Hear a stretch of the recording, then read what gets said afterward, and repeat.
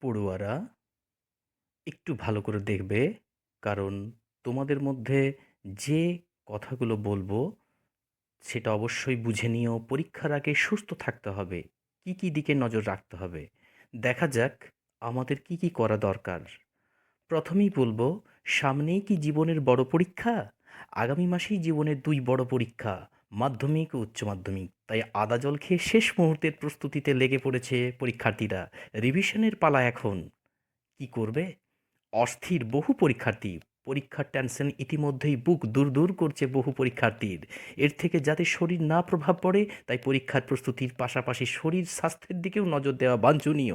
নয়তো শরীর বেঁকে বসবে, আর এমনটা হলে পরীক্ষা ভালো হবে কেমন করে? তাই মনোসংযোগ দাও। ঘুম জরুরি। এখন রাত জেগে পড়ছে অনেকেই, তবে পর্যাপ্ত ঘুমেরও প্রয়োজন রয়েছে বই কি।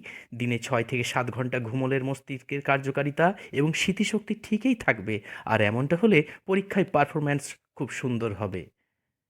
আর কি করবে? নজর থাকুক পুষ্টির দিকে। পরীক্ষার্থীদের বেশি করে পুষ্টিকর খাবার খেতে হবে। ভরপুর এনার্জি ও ব্রেনের কার্যক্ষমতার জন্য মুখে তুলতে হবে। তাছাড়া শরীরচর্চাতেও সময় দিতে হবে। শেষ লগ্নে বইয়ের বাইরে অন্যথায় কোথাও মন দিচ্ছে না অনেকেই, তবে সময় বের করে একটু শরীরচর্চা করতেই হবে। এতে পরীক্ষার খুব সুন্দর হবে।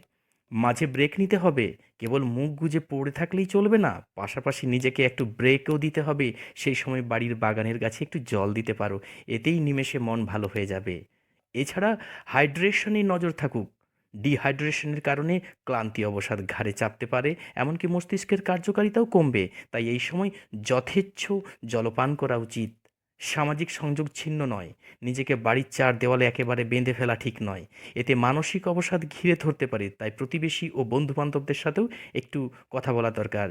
তাছাড়া শেষ থাকছে, ধ্যান করতে ভুলো না। নিয়মিত একটি নির্দিষ্ট সময়ে ধ্যান করতে হবে। তাতে স্ট্রেস কমবে, সেই সঙ্গে ফোকাসও বাড়বে।